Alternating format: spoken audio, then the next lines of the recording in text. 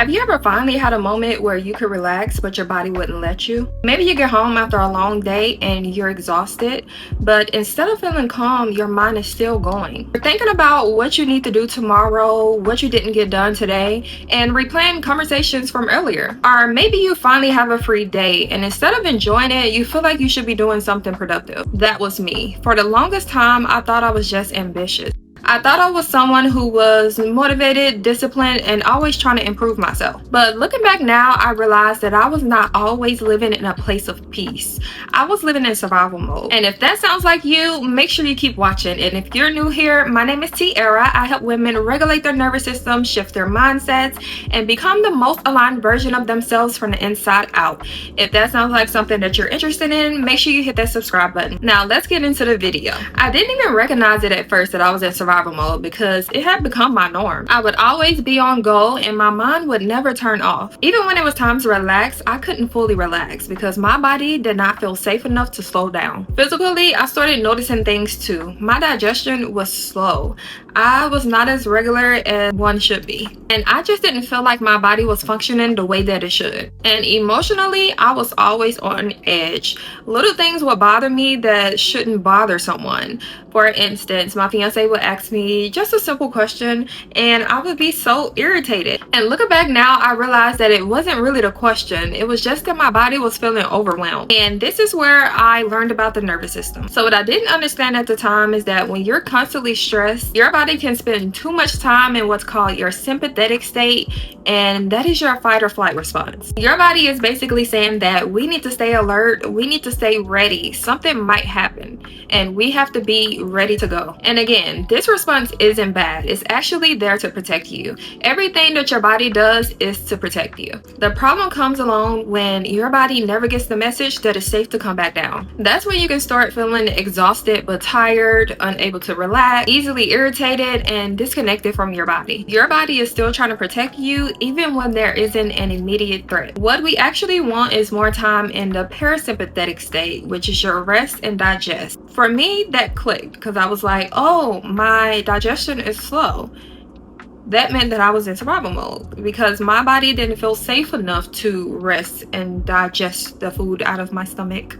So the parasympathetic state is the state where your body can actually slow down. Your digestion can work properly, your breathing can settle, and you can actually start feeling present in your body again. And once I understood that, I realized I couldn't just tell my body to relax. I had to actually show my body that it was safe to do so. And once I understood that, I realized I have to start looking at my life differently, because sometimes I think we try to fix symptoms without actually paying attention to what's keeping us in that state. But sometimes your body is trying to tell you that something deeper needs to change. And for me, the first big change I made was leaving my 6-figure corporate job. Now, I don't want this to come across the wrong way. I don't believe that everyone has to quit their corporate job in order to get out of survival mode.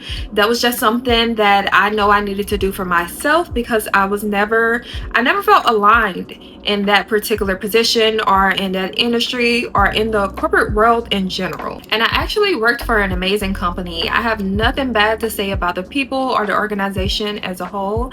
I just knew that it wasn't for me. The industry that I was in, the environment, and the way that I had to show up every day just did not align with the person that I was becoming. The industry that I worked in, I felt like I was constantly having to prove myself. I mean, I don't know if I have any fellow recruiters that's watching, but you know how it is, especially with a staffing company. It's hustle, hustle, go, go, go every single day, every single month. Every new month, I was proving myself over and over again. And I feel like that kept me in my masculine energy, if I'm being honest. And I never had any room for my feminine energy to glow. So I feel like every month I was fighting for my life. And there is nothing wrong with wanting to do well. I think ambition is a beautiful thing, but with me being in that state of mind every single day, I just had no room to be creative. I had no energy left. at the end of the day to create and do what I actually love doing, which is coming on YouTube and teaching you beautiful women about mindset shifts, nervous system, and all of that good stuff. The things that really bring me joy and light me up, I no longer felt like I had time to do it or even had the energy to pour into it.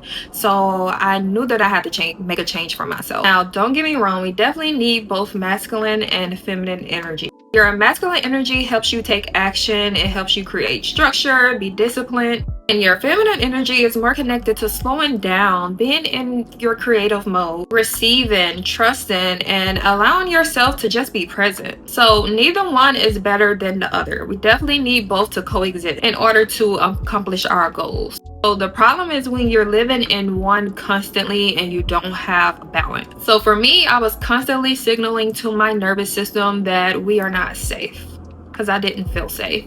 I was just always on go, and after a while our body starts to feel that. So leaving that job gave me the space to finally ask myself what actually feels aligned with me. And that's being here with you all. I had to realize that the things that brought me the most joy was the things that I was naturally drawn to. I love having conversations with women about becoming the best versions of themselves.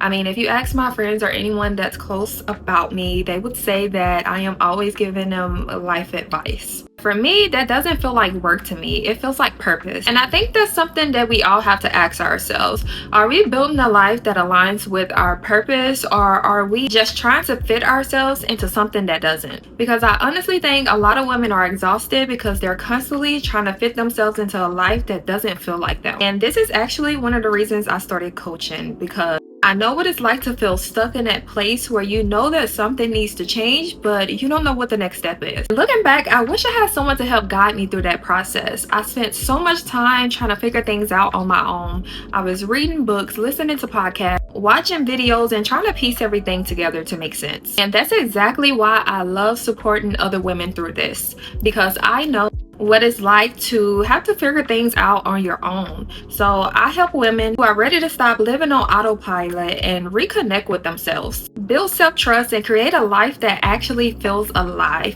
And if that sounds like something that you've been wanting support with, I have the description link below for my coaching waitlist. The women I work with are ready to go deeper, and they are just looking for someone to walk alongside them during that transformation. But even if we never work together, I hope this video reminds you that you don't have to keep forcing yourself through a life that doesn't feel right. Sometimes the first step is simply being honest with yourself about what no longer aligns.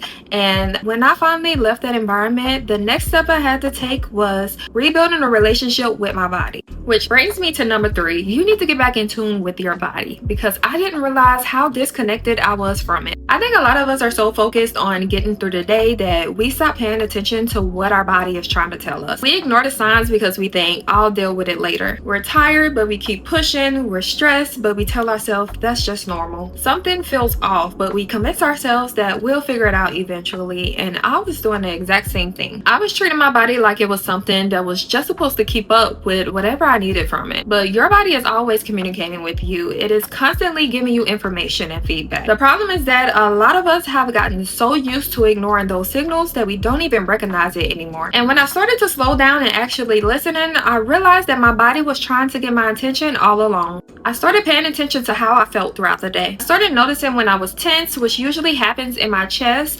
or whenever I was feeling overwhelmed. I started to pay attention to what situations made me feel anxious or drained. And I started getting curious and asking myself, what is my body trying to tell me right now? And one thing that really helped me was learning how to make my body feel safe again. I know that might sound a little strange at first because we don't think it's normal to talk to our bodies, but I started doing exactly that. I started reminding myself that I'm safe. I would literally tell myself things like, you're okay, you don't have to rush, you don't have to be in survival mode anymore, because for so long I was sending my body the opposite message, constantly telling myself I needed to do more, I needed to accomplish more, and naturally my body responded by keeping me in that state. The more I slowed down, the more that I listened, the more that I took care of myself. It was almost like my body had been waiting for me to stop ignoring it. Another thing for me that became a huge part of this was stretching and movement. Have you ever just sat with yourself and realized how stiff your body is? Like, have you ever paid attention to your shoulders, your neck, your hips, your back?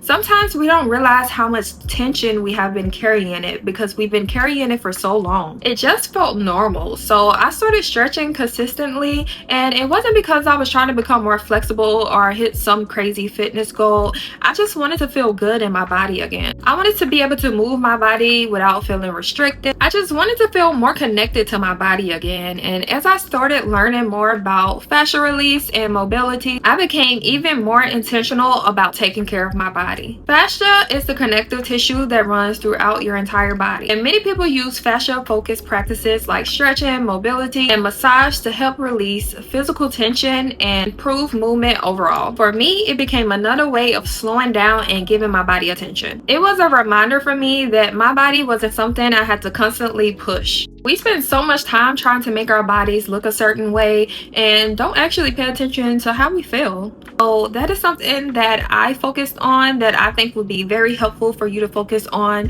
and help get your body out of survival mode. And the last thing that really helped me to get out of survival mode was cutting out the unnecessary noise around me. I honestly didn't realize how much I was consuming every single day until I started intentionally creating more space. I was spending so much time on TikTok, watching TV, listening to other people's opinion, and filling every quiet moment with some type of stimulation. I don't think I realized how much that was affecting me until I finally took a step back from it. Because when your body is constantly taking in information, you don't really get a chance to process your own thoughts. You don't really get a chance to talk to yourself and ask yourself how you're feeling or what do you actually want out of life. For me, I think that was a big reason that I felt so disconnected from myself. I was always consuming something, but I was never giving myself enough time to just be. So I started creating more moments where I could just sit in silence. So what that looked like for me was sitting outside with my matcha and not immediately grabbing my phone, just taking in the scenery and the taste of the matcha.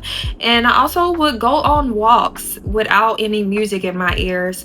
I usually do half of it silent and then the other half I'll maybe listen to a podcast or something like that. But I just try to cultivate more moments where I was in silence and wasn't constantly taking in information. And at first that was very uncomfortable for me because silence is loud. I had gotten so used to always having something playing in the background or always having something to look at that sitting in silence felt strange. But the more I practiced it, the more I realized how much I needed those moments. I started feeling more present and my mind felt calmer. I started noticing that I actually started thinking and feeling and not just overreacting to everything around me. And for me, that was another way that I showed my body that I was safe. Being able to slow down and sit in silence. When your mind isn't constantly overloaded, your body can finally start to relax. And that's really what getting out of survival mode came down to for me. It wasn't one huge thing that completely changed my life. It was slowly making choices that brought me back to myself. Leaving a career that no longer felt aligned. Learning how to listen to my body instead of constantly pushing past what it was telling me. Taking care of myself through movement and slowing down. Creating a quiet life for myself. So we just lost our lighting, so we had to switch over and get some natural lighting.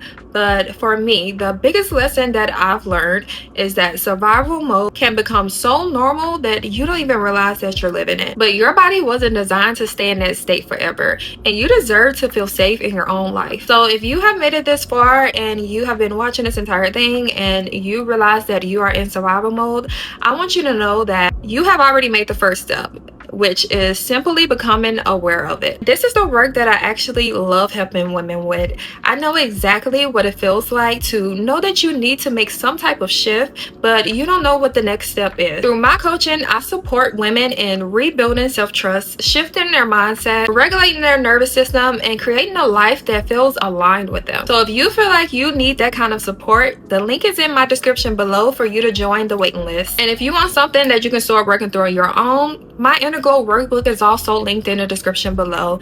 It's designed to help you reflect, work through limiting beliefs, and start becoming more intentional about the life that you're creating. So if you're interested in that, make sure you grab that in the description below. And thank you so much for spending this time with me, and I'll see you all in the next video.